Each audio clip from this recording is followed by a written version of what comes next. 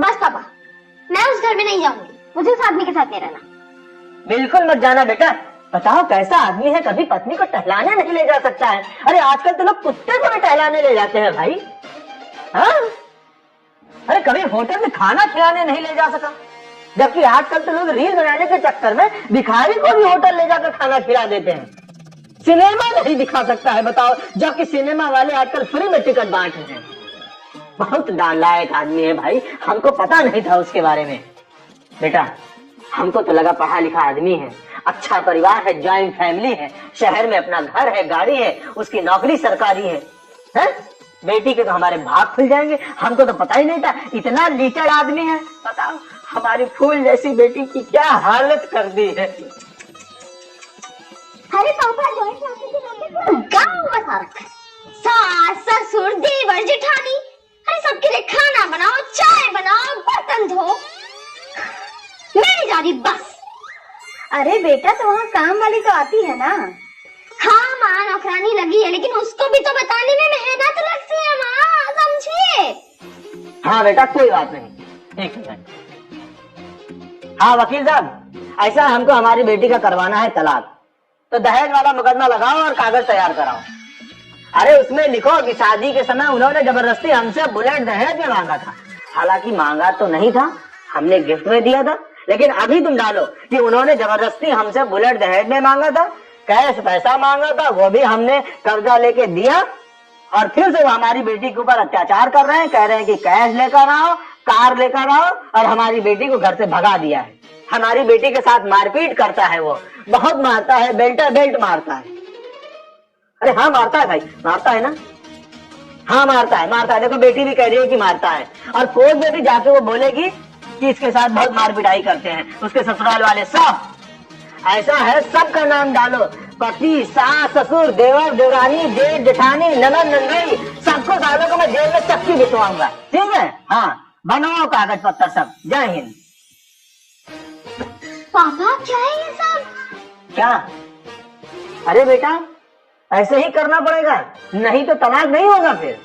अरे बेटा जो कर रहा हूँ सब तेरे भले के लिए ही तो कर रहा हूँ। हाँ लेकिन पापा झूठ बोलकर उन्होंने ऐसा तो कुछ किया नहीं। अच्छा तो घर छोड़कर क्यों आई है? अरे पापा वो आदमी बहुत नीरस है, ना कहीं घुमाता है ना फिराता है, कुछ नहीं है उसकी जिंदगी में, बस परिवार के पीछे पगला गया है। क्या बताएं अब। अरे बेटा लेकिन ऐसे बातों के लिए कोर्ट तलाक थोड़ी ना देगा इतनी जल्दी, तो फिर गंभीर धारा लगानी पड़ेगी ना, तू समझा कर। रुको, हेलो मेहता साहब, जय सिया राम।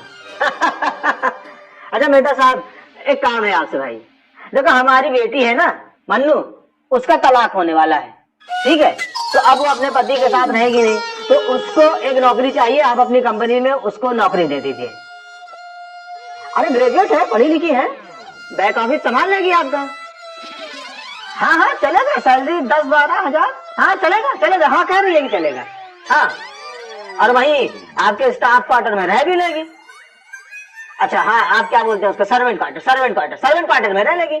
अरे बेचारी देखो क्या है कि अभी पति से अलग रहेगी, तो टाइम पास करने के लिए कुछ चाहिए ना, एंगेज रहे। नौकरी करेगी, अपने हिसाब से दुनिया देखेगी, जहाँ मन चाहेगा जाएगी, जहाँ मन चाहेगा जो चाहेगा खाएगी। हाँ तो कल मैं उसको इंटरव्यू के लिए भेजता हूँ, पक्का है, ठीक है। हाँ पापा बेटा अच्छा एक बात बताओ, अगर तुम जॉब नहीं करोगी तो तुम खाओगी क्या, रहोगी कहाँ? कुछ तो जुगाड़ करना पड़ेगा ना फिर तलाक के बाद। अरे पापा मैं यहाँ रहूंगी ना, आप नहीं खिला सकते क्या मुझे? बेटा कोई भी माँ बाप अपनी बिटिया को पूरी जिंदगी बैठा के नहीं खिलाता है, और जो खिलाता है ना वो अपनी बेटी के प्रति अन्याय करता है, अन्याय। अब रही बात इस घर की, तो ये घर ना अब तेरे भैया भाभी का है, और जब तू अगर जॉइंट फैमिली में नहीं रह सकती है तो तेरे भैया भाभी कैसे रहेंगे, यही बता दे तू। इसीलिए हम तेरा तलाक करवा देंगे, फिर तेरी नौकरी लगवा देंगे, छोटी बड़ी कोई भी 10-12-15 हजार मिल जाएगा, तेरे रहने खाने का बंदोबस्त हो जाएगा, और फिर कोई अच्छा सा लड़का देखकर तेरी दोबारा शादी करवा देंगे। और सुनो जी, ऐसे लड़की से शादी करवाना जिसके घर परिवार में कोई ना, तुम मर गए हो या फिर कहीं दूर रहते हो। हाँ और हाँ काम धंधा तो बिल्कुल ना करता हो, ताकि पूरा टाइम ना वो मेरी बेटी को दे सके। मन्नू बेटा तुम हमारे फैसले से खुश नहीं है? क्या हुआ? बेटा, ये दुनिया की कड़वी सच्चाई है जो अभी अभी तेरे सामने आई है। अपना बसा बसाया घर तोड़कर कोई भी लड़की कभी खुश नहीं रह सकती है। मैं भी पहले बहुत नीरस हुआ करता था। अरे शादी के 3 साल तक तो मैं तेरी माँ को कहीं घुमाने लेकर गया ही नहीं। बस नौकरी नौकरी ऑफिस। लेकिन तेरी माँ ने मुझे छोड़ तो नहीं दिया, मुझसे तलाक तो नहीं ले लिया, मायके वापस तो नहीं चली गई। नहीं, इन्होंने क्या किया? इन्होंने मेरी जिंदगी में अपने प्यार के रंग भरना शुरू किया।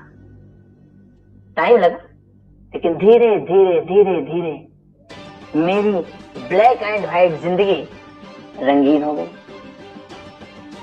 समय लगता है बेटा, तू भी अपने पति की जिंदगी में रंग भरना शुरू कर। खुशकिस्मत है तू कि तेरा पति अपने परिवार पर ध्यान देता है, वरना ज्यादातर पत्नियों की तो शिकायत यही रहती है कि पति अपने परिवार पर ध्यान नहीं देते हैं। हम तेरी दोबारा शादी तो करवा देंगे, लेकिन इस बात की क्या गारंटी है कि दोबारा तुझे तेरे मनमाफिक पति मिलेगा ही? बेटा, कभी किसी को कोई जीवन साथी मनमाफिक नहीं मिलता। जो मिलता है उसको मनमाफिक बनाना पड़ता है। मन्नू, इस घर में तेरा हमेशा स्वागत है, लेकिन कब? जब तू अपने पति के साथ आएगी या उससे पूछ कर आएगी, लड़कर नहीं। अगर तू उससे लड़कर आएगी, उससे बिना बताए आएगी, तो सिर्फ यही घर के दरवाजे नहीं, दुनिया के हर दरवाजे तुझे बंद मिलेंगे। एक माता पिता होने के नाते हमारी जिम्मेदारी है कि हम अपनी बेटी को पढ़ाएं, लिखाएं, योग्य बनाएं, फिर उसकी शादी करें, उसका घर बसाएं और ऐसे हालातों में उसका घर भी टूटने से बचाएं। है ना? मैं सही कह रहा हूं ना? हाँ पापा, आप सही कह रहे हैं। आपने जिंदगी का ये जो दूसरा पहलू मुझे दिखाया है ना, इससे मुझे पता चला है कि मैं कितनी खुशनसीब हूँ, मैं कितने खुशहाल परिवार में हूँ, कितने नेक इंसान से मेरी शादी हुई है। थैंक यू पापा, थैंक यू सो मच।